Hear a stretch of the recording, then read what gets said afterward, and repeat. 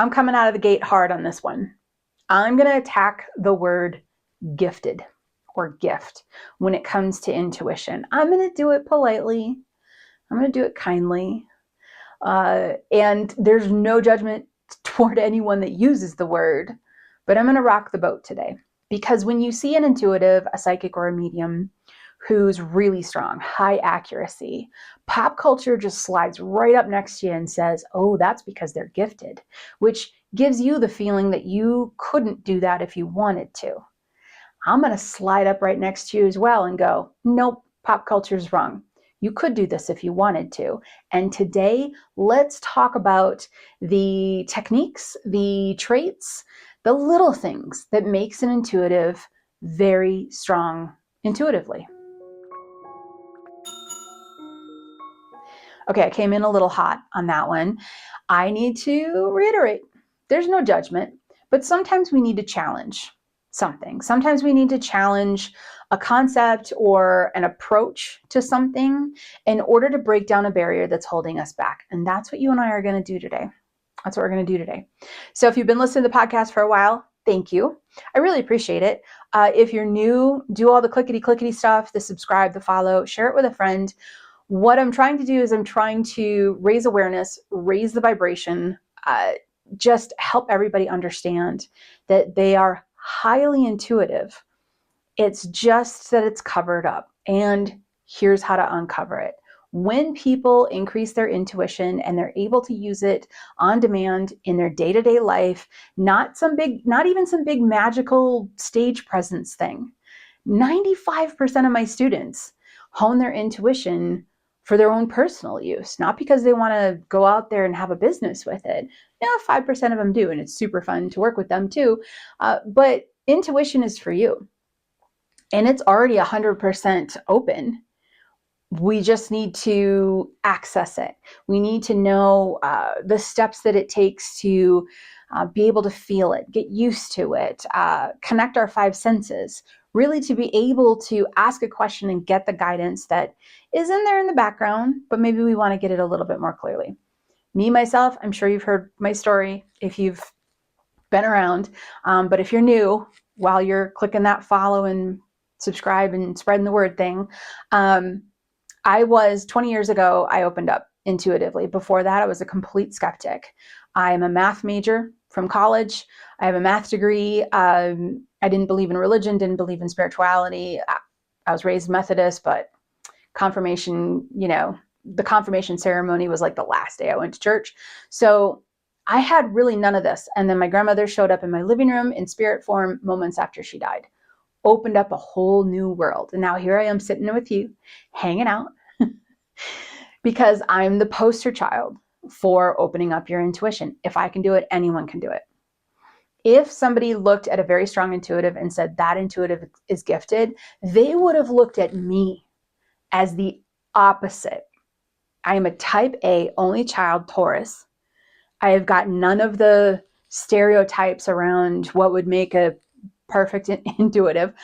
I didn't use my intuition my entire life. I really was kind of pushed into it. And then I trained actually with my guide. I didn't train with very many living people. I trained with my guide. And no hate on living teachers. There's so many teachers out there now trying to give out as much information and tools because the collective conscious is rising right now, and it's a beautiful thing. And I want to shout out to all those teachers who they can feel the calling and they're out there helping. But with that said, 20 years ago, I didn't search out the teachers. I actually learned from my first spirit guide, and I learned almost everything I know from him. And I think that's why the approach that I was given to opening up my intuition worked so well. 2 years into working with him, he then said, take everything I've taught you, bring it out into the world. That's how the Sage Method course was born. With all of that said, I say that because the Sage Method, I started teaching it like 17 years ago, something like that. I have taught so many students. I have met so many intuitives. And I know today some incredibly strong and amazing intuitives. Everyone has 100% intuition. But how you hold yourself, how you handle it, how you understand how it works is everything. So that's what we're talking about today. I know, long intro. Here we go. A couple key points that we'll just take one at a time, because I want to talk about the techniques, the traits, the things that make an individual very accurate with their intuition and able to access their intuition very accurately. Here's the first one. This is probably the ickiest of them all, so we'll get this one over with right away. And I guarantee this one does not apply to you, because if you were energetically drawn to this channel, this one doesn't apply to you. But I'm going to say it for the sake of knowledge.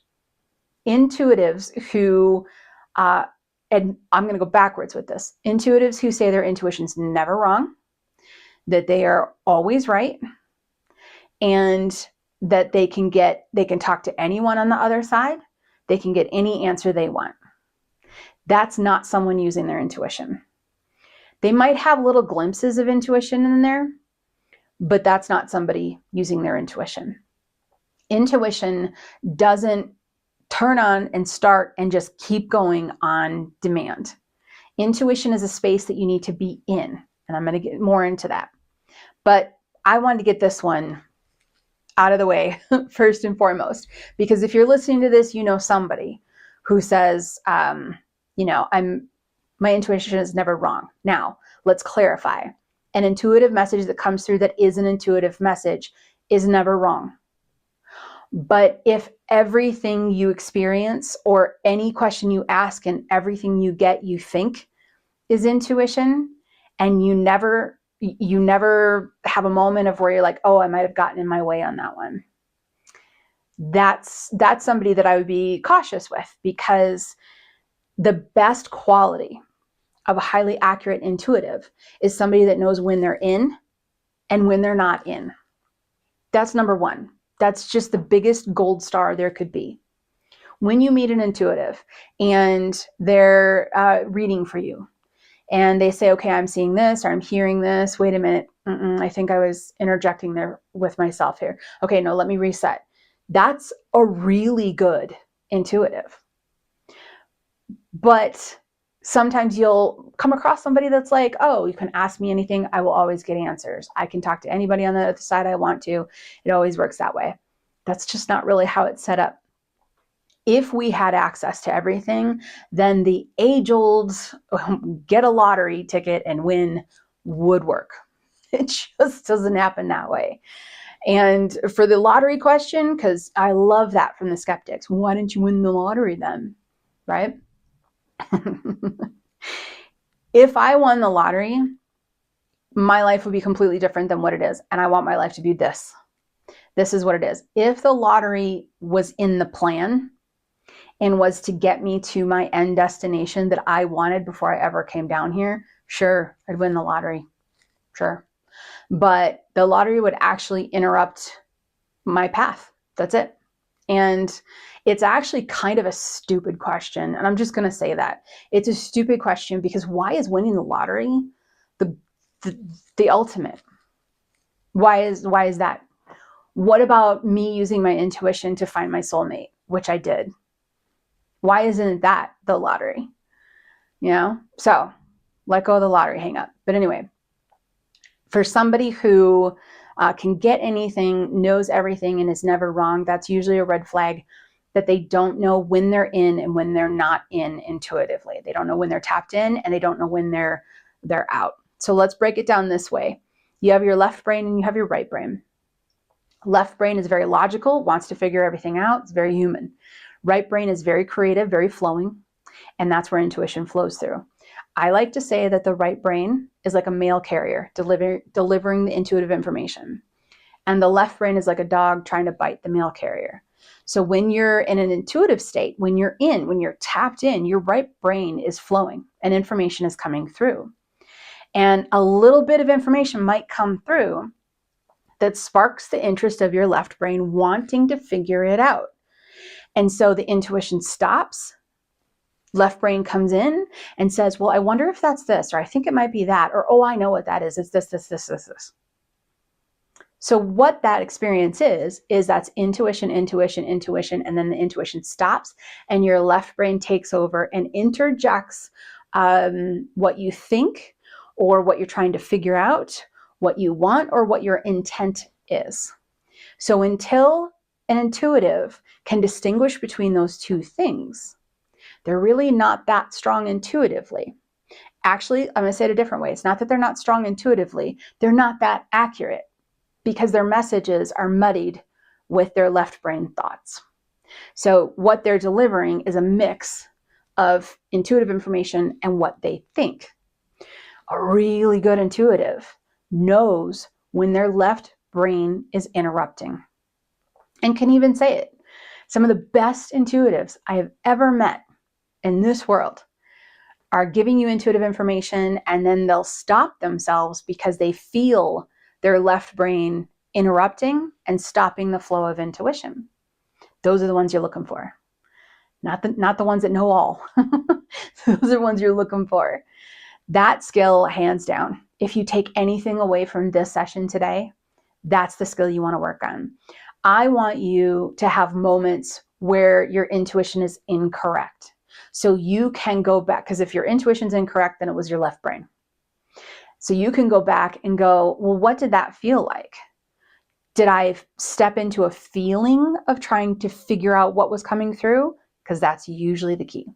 There's nothing wrong with any of this. We all do it.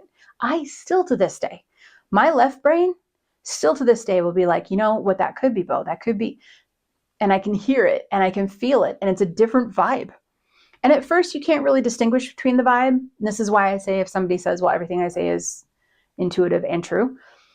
If you can't distinguish between the vibe, then your accuracy is going to remain low. When you can distinguish between the vibration of intuition and the vibration of, we'll call it interruption, or your own personal intent or your personal opinion, then you're going to struggle with your accuracy, going up. That's really it. So how do you do that? How do you do that? Well, you train. That's part of why training is so helpful. Training your intuition is not about opening your intuition or getting intuition. Training your intuition is fine-tuning your intuitive channel that's already there. And it's just a little rusty because you haven't been using it. That's all. And if you have been using it for a while and you add these things to your training schedule, you could say, or training plan, or you're trying new tools, you're simply going to keep honing and keep connecting with your intuition. The more you train, the more you identify those moments that the left brain is interrupting, that the dog is biting the mail carrier. The more you can do that, the higher your accuracy will get because you won't let the left brain stuff come in. When you're looking for intuitive information, that's coming from source, from guides, from loved ones. If you're looking for opinions or intent, that's coming from you. So when we can feel the difference, another way to say that, feeling the difference between imagination and intuition. Imagination, you could kind of tag that on the left brain, and intuition, right brain. Intuition is a feeling, a subtle, slight feeling of being pulled into some information. Like the information is pulling you. And imagination is a push. You're pushing instead of allowing yourself to be pulled. It's a very subtle feeling, but the minute you start catching it, and the minute you start going, nope, I think that I just interjected with my left brain, the minute you start doing that, your accuracy level is going to skyrocket. It's absolutely wonderful. Okay, here's another trait of very good intuitives. The best intuitives that I have ever met and trained, I'll say it that way because I've worked with them for a long period of time and gotten to know them, are the ones that come into the intuitive training thinking, I don't know if I'm ever going to be able to do this.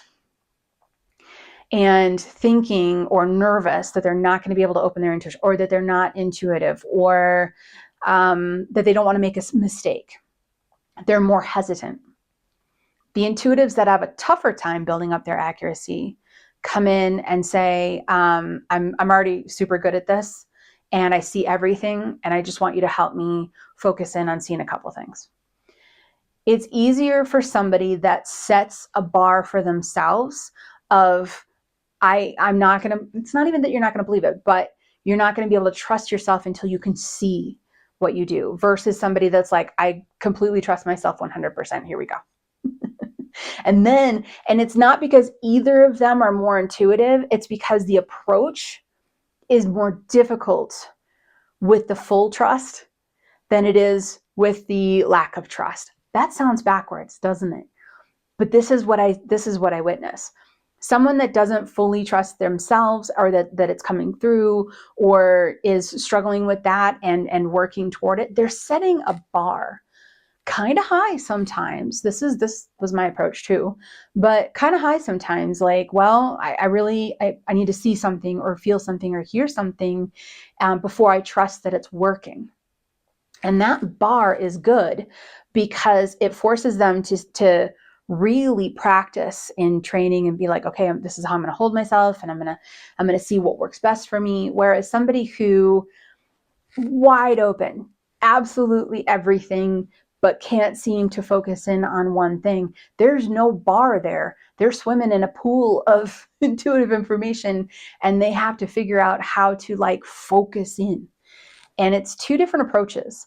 But somebody that, I'm getting around to saying to you specifically, if you're hard on yourself, it's not necessarily a bad thing. Please do not be very hard on yourself, because that'll just block you. You got to stay curious. That's the next trait that we're going to talk about. You got to stay curious, but it is okay to set a little bit of a bar, because when you set that bar, then what happens? Then you want to determine whether it's intuition or imagination. Then you learn the difference between the two. Then you can stay in an intuitive state longer. These are the traits. Here's the other one that we're going to kind of slide right on into here, is the curiosity. Stay curious. Stay curious about what could possibly happen.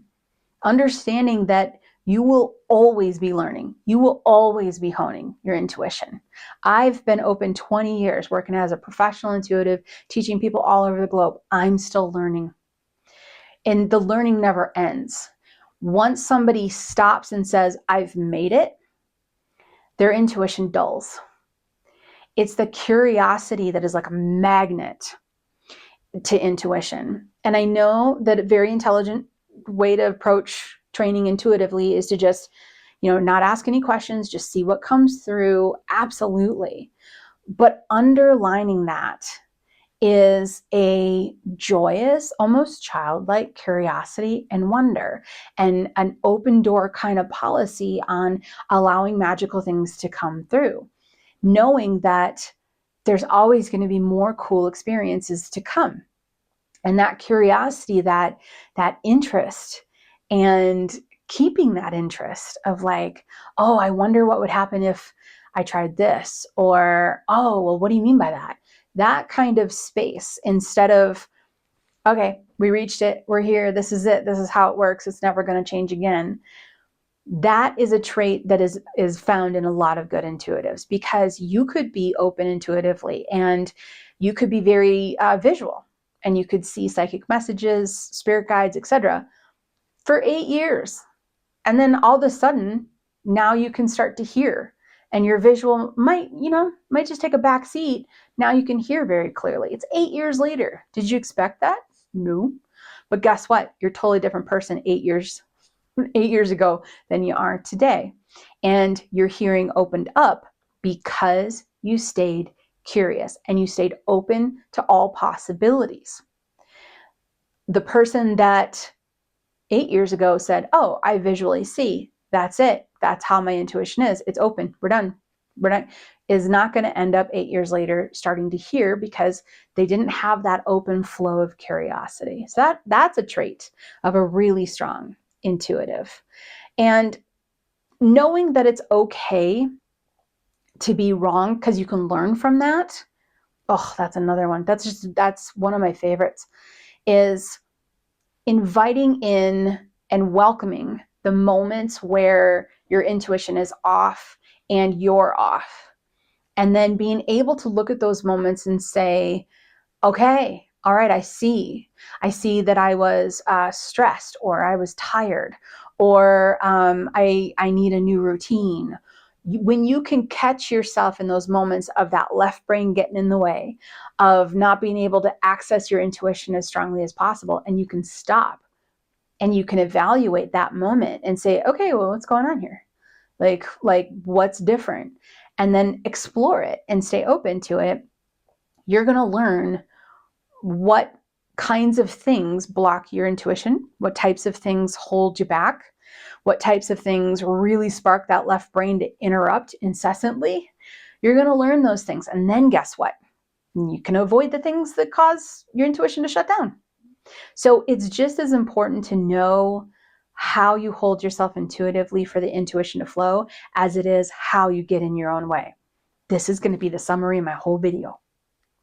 This is the whole summary, right, of this podcast episode is going to be how somebody who knows when they're getting in their way and when they're actually tapped in, and they can distinguish between those two things because they've been working at it. That's the person that's going to have the highest accuracy. That's the person. And they're going to be a little humble too. And they're going to, and they're not interested in telling you what to do or anything. They're just, this is what's happening. This is what I'm seeing. This is what I'm feeling. And this is what I'm hearing. And that's it. That balance and those traits come together for really strong intuition. If you've heard any of these traits or any of these things and you think, oh no, I'm doing that, then this podcast happened at the exact time that you needed to hear it. We don't do anything wrong in our journey. We learn how to hold ourselves intuitively in our journey. So if we get a tip or a concept or a tool that helps us step further into our journey, then we do. So perhaps a teacher said, hey, anything you pick up is all intuition. So just whatever you get right now. That's perfectly fine. That is where we start. It's where I started. Then you fine tune. Because you're like, well, why didn't that come true? Right? Or that felt off.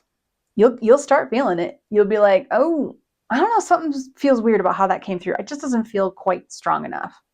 I'm going to end on a tool that's going to help you as well, because this is the kind of podcast that might have rattled you going, well, wait a minute, how often am I intuitive and how often am I not? I'm going to give you 2 tools, actually, to help you start to distinguish between imagination and intuition, to help you start to catch that left brain when it's interrupting the right brain. And the more you can do that, the higher your accuracy is going to get. So here's the first one. If an intuitive message comes through and something about it feels off, what I want you to do is I want you to just reset, wipe the slate clean. Just imagine a big whiteboard and everything's wiped clean, or send all the energy out of the room, reground yourself, do GCP. If you don't know what GCP is, find the link. It's a great practice for intuitives.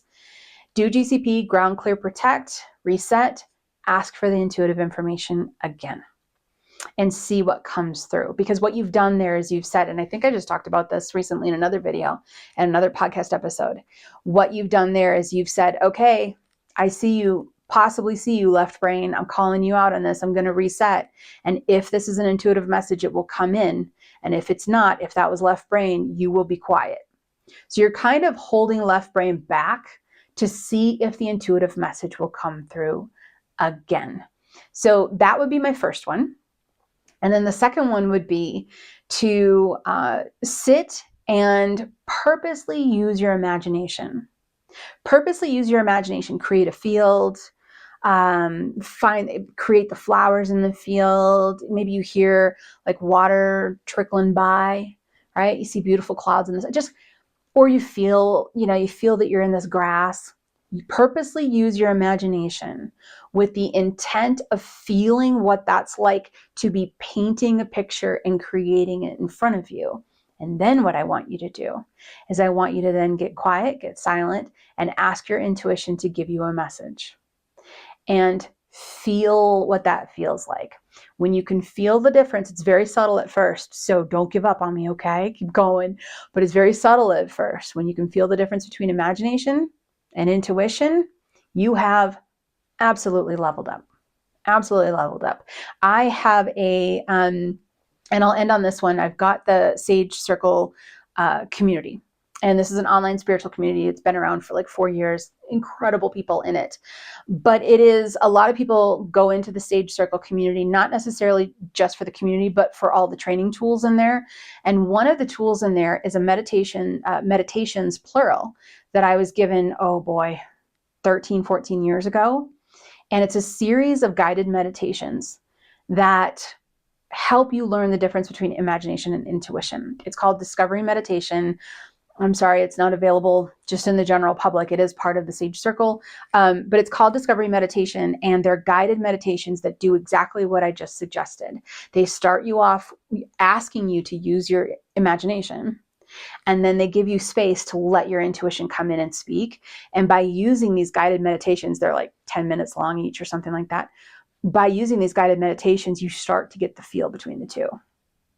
And it's a game changer. Okay, use the tools, practice. You are 100% intuitive. It's just a matter of getting used to it. That's it. And that's what we're here for. I'll see you next week. This podcast is brought to you by the SAGE Method, the most comprehensive and down-to-earth intuitive development training available. Is this your year? Is it finally your time to increase your intuition, bring in more abundance, and experience the bliss you deserve? If yes, then join thousands of students across the world for a 7-week journey to uncover your natural, beautiful, and strong intuition. Visit us at thesagemethod.com for more information.